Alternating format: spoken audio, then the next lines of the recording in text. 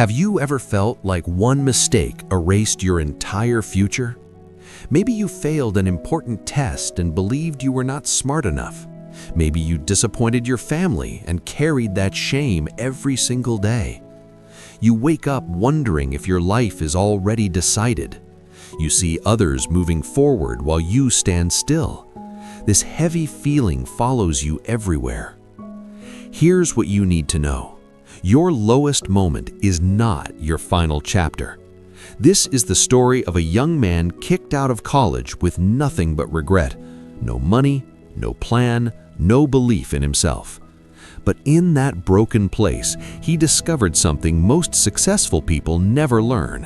And in 7 years, he built what others said was impossible. It's not your fault that you feel stuck. That shame you carry, it's real.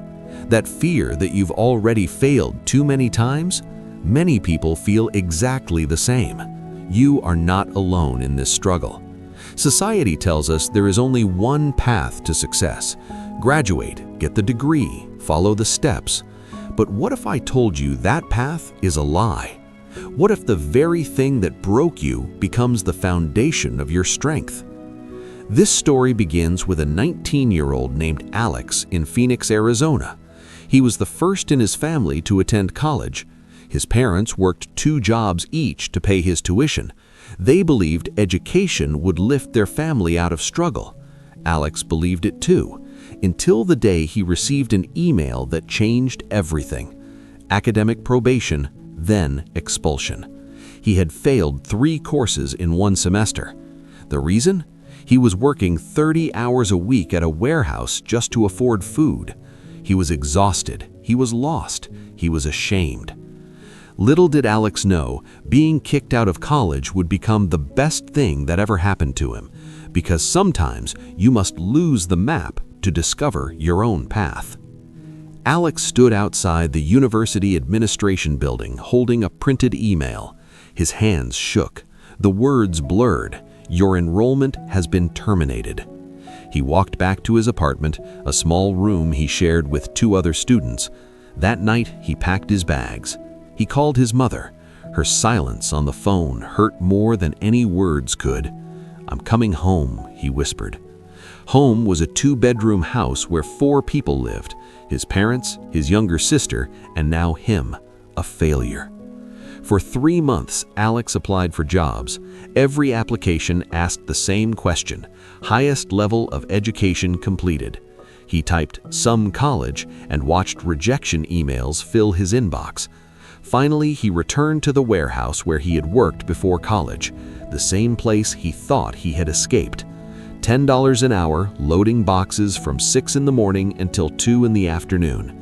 His body ached, his spirit ached more. At night, he lay on the living room couch, the family's agreement until he got back on his feet. He watched his parents count coins to pay the electricity bill. He heard his father cough through the thin wall, refusing to see a doctor because there was no money. The shame was a physical weight on his chest. He tried online courses. He tried studying at night after work, but exhaustion always won. After 2 weeks, he closed his laptop and never opened it again. "I'm not cut out for this," he told himself. "Some people are just meant to struggle."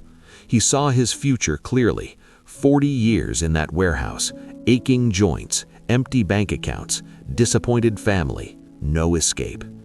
One Tuesday morning at 5:47 a.m., standing in the warehouse parking lot in the dark, he broke down. Tears mixed with Arizona dust on his face. He whispered to the empty sky, "Is this all I get?" That moment, the raw, unfiltered despair was his rock bottom. And rock bottom, as he would later learn, is the only place solid enough to build upon. Everything changed on a rainy Thursday in October. Alex was shelving boxes in the warehouse when an older man named Robert asked him to help move furniture at his home after work. Robert was 68. He had worked at the warehouse for 40 years. But something about him was different. He moved with calm purpose. He smiled easily. He owned his own home outright. That evening, as they carried a bookshelf into Robert's modest but clean house, Alex noticed something unusual. Floor-to-ceiling bookshelves filled every wall. Not decorations, real books. Worn spines, dog-eared pages. "You like to read?" Alex asked. Robert smiled. "Reading saved my life," he said simply. He made tea and told his story. He never finished high school. He started at the warehouse at 19. For 10 years, he lived paycheck to paycheck. Then one day, a supervisor told him, "You'll never be more than a laborer here." That night, Robert went to the library. He checked out one book, How to Understand Business. He read 10 pages before bed, every night, no exceptions. 10 pages doesn't sound like much, Robert said. But 10 pages every night for a year is 3,600 pages. That's 12 books. In 5 years, I understood more about business than most college graduates. I started a small side business moving furniture, then storage solutions, then logistics consulting. Alex stared at the man who had worked beside him for months.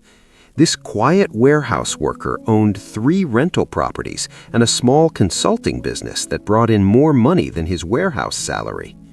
"The secret isn't talent," Robert said. "It's consistency. One page, one idea, one small action every single day.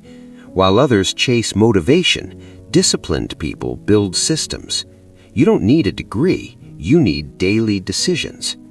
Alex borrowed one book that night, The Personal MBA by Josh Kaufman. He read 10 pages before bed. He understood maybe half of it, but he read 10 more pages the next night and the next. At first, he didn't believe it would work. 10 pages felt meaningless compared to a 4-year degree, but Robert's life was proof. This wasn't magic, it was mathematics. Compound knowledge. Small inputs repeated consistently create massive outputs over time. The mechanism was simple. Daily exposure to ideas rewires your brain. You start seeing opportunities where others see obstacles. You recognize patterns. You connect dots others miss. On night 17, reading about supply chain inefficiencies, Alex suddenly saw his warehouse work differently. He noticed wasted movements, poor box stacking, delivery delays caused by simple scheduling errors. For the first time since being kicked out of college, he felt a flicker of possibility. Not hope yet, just curiosity. But curiosity, as he would learn, is the first spark of transformation. Day 1 through 30 were easy. Novelty carried him. 10 pages each night, notes in a cheap notebook, ideas about warehouse efficiency. But on day 31, exhaustion won. He worked a double shift, came home at 9 p.m. His body screamed for sleep. The book sat on the couch. He almost skipped it, but he remembered Robert's words, "The system only works when you protect it." He read 5 pages sitting up in bed, fell asleep with the light on. Day 45 brought doubt. His coworker mocked him. "Still playing student? That book won't pay your bills." Alex felt shame return. That night he almost quit, but he opened the notebook and read his own words from day 10. "Knowledge is portable. No one can take it from you." He kept reading.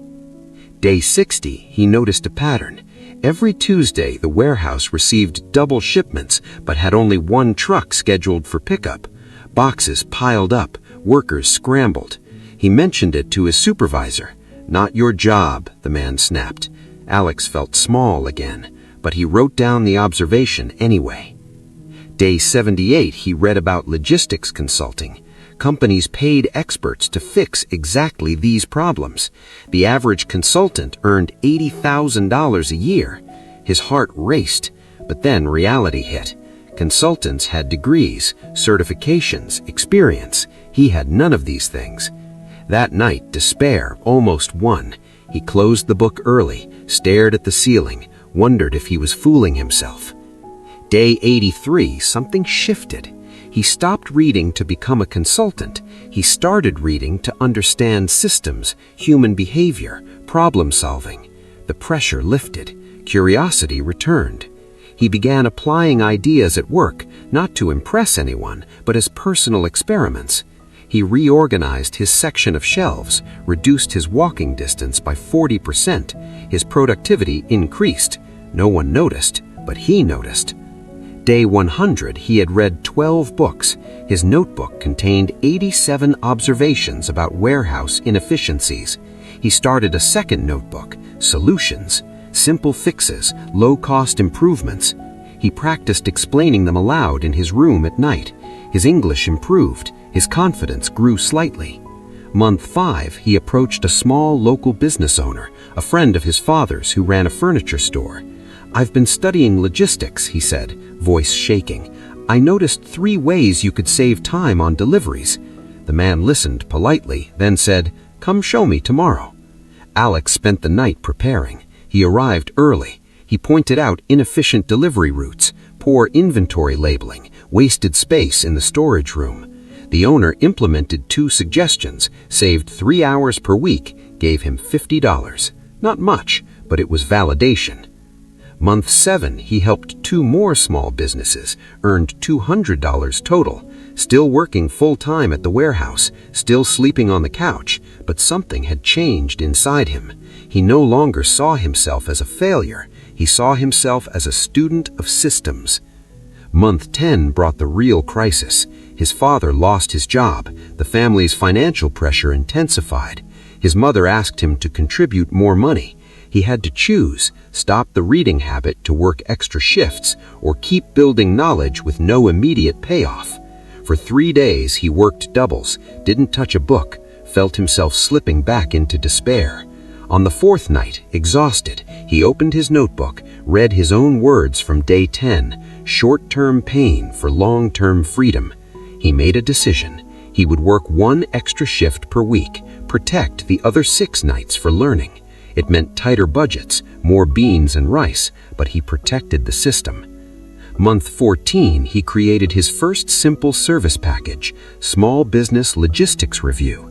3 observations, 3 solutions, $100. He approached 5 businesses. 4 said no, 1 said yes. He delivered value beyond expectations. The owner referred him to another business, then another. Month 18, he earned his first $1,000 from consulting, still working at the warehouse, but hope was no longer a feeling, it was a track record. Month 24, he quit the warehouse. His consulting income reached $2,000 monthly, unstable, scary, but his own. He rented a small room, gave his family the couch back. His father didn't say much, but that night Alex saw his father reading one of his business books, a silent acknowledgement, the most powerful moment of his life so far. He didn't know it yet, but month 30 would bring the opportunity that changed everything. A referral from a satisfied client led to a meeting with a regional distribution manager.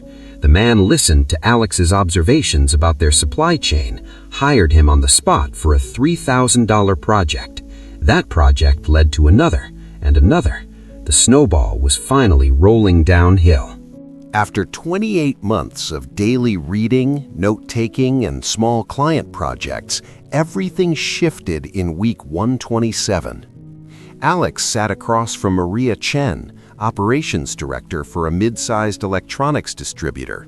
She had heard about him through 3 separate referrals, a rare occurrence for someone without credentials. "I don't care about your degree," she said bluntly. "I care about results. Can you reduce our shipping errors by 15% in 90 days? He had never handled a project this large. The contract was for $25,000, more money than he had earned in 2 years at the warehouse. Fear gripped him, but he remembered every observation in his notebooks, every pattern he had studied. He said yes. For 90 days, he lived inside their warehouse. He mapped every movement, interviewed every worker, traced every error back to its source.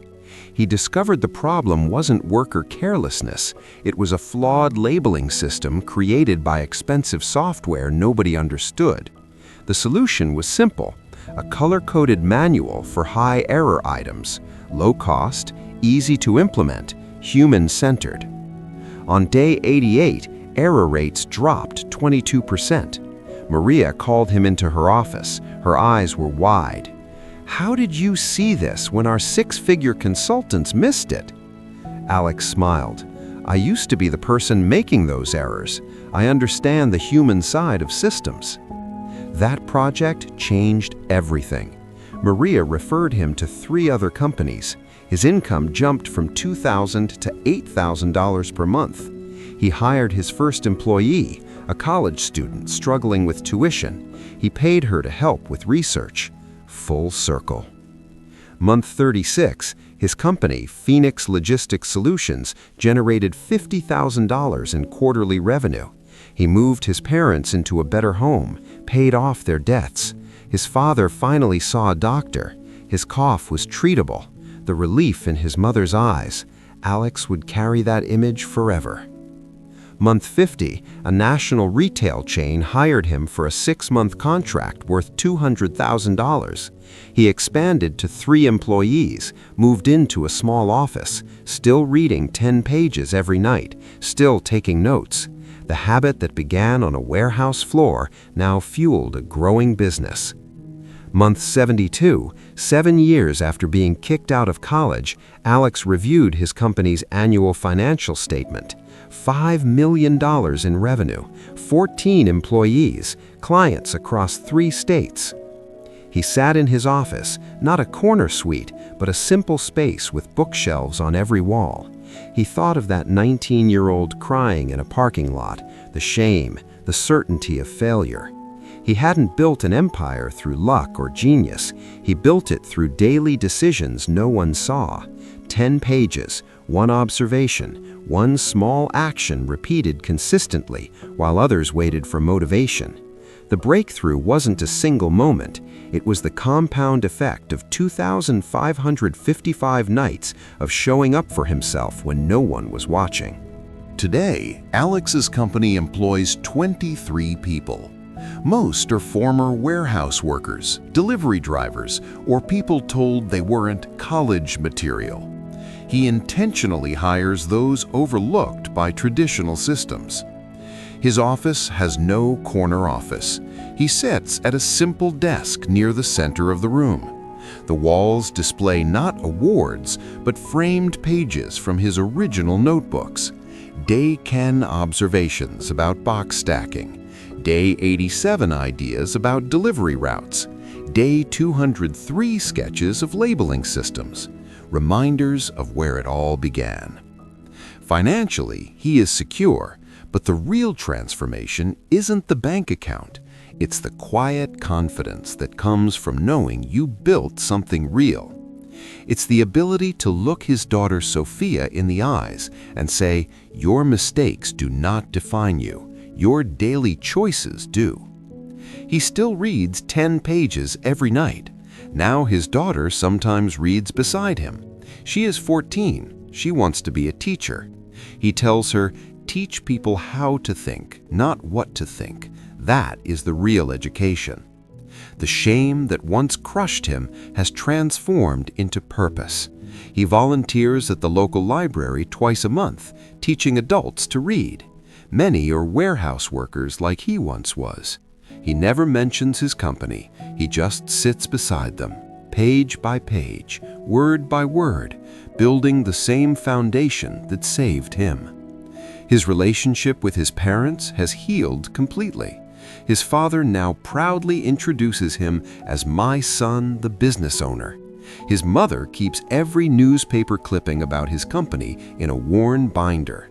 The disappointment that once filled their home has been replaced by quiet pride. Alex knows his story isn't special because of the outcome. $5 million is just a number. His story is special because of the path available to anyone willing to make small, consistent choices while the world demands quick fixes. He didn't need permission, he didn't need a degree, he needed discipline. And discipline is available to everyone, rich or poor, educated or not. Some days are still hard. Business has challenges. Competition increases. Markets shift. But the core remains unshaken.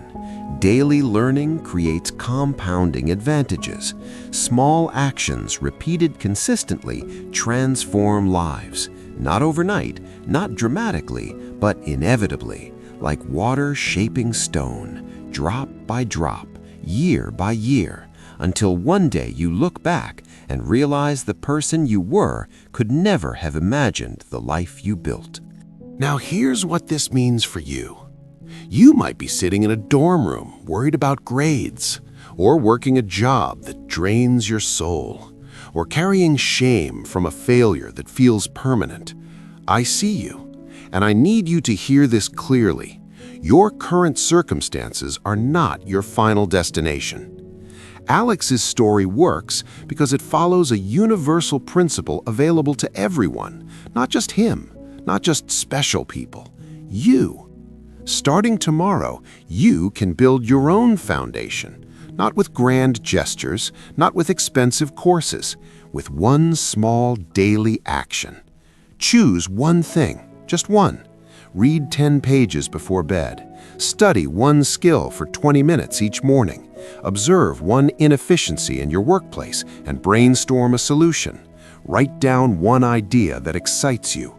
The action itself matters less than the consistency. Your failures aren't the end of your story. They are preparation. That rejection letter, it redirected you. That job loss, it freed you. That shame, it can become your fuel if you channel it into daily action instead of self-pity.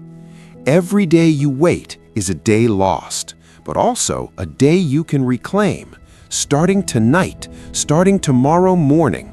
The compound effect begins with a single deposit, one page, one observation, one decision to show up for yourself when no one is watching. You don't need permission to build a meaningful life. You don't need a degree to develop valuable skills. You need only the courage to begin small and the discipline to continue when motivation fades. Because motivation leaves, discipline stays. And discipline builds empires, quietly, consistently, inevitably. Your story isn't over. The chapter that feels like an ending is actually the beginning of your real education. The education that happens after the classroom. The education of daily choices.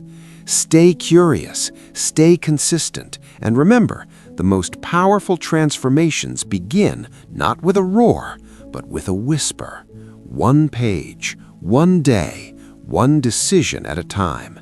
Your future self is waiting. Go meet them.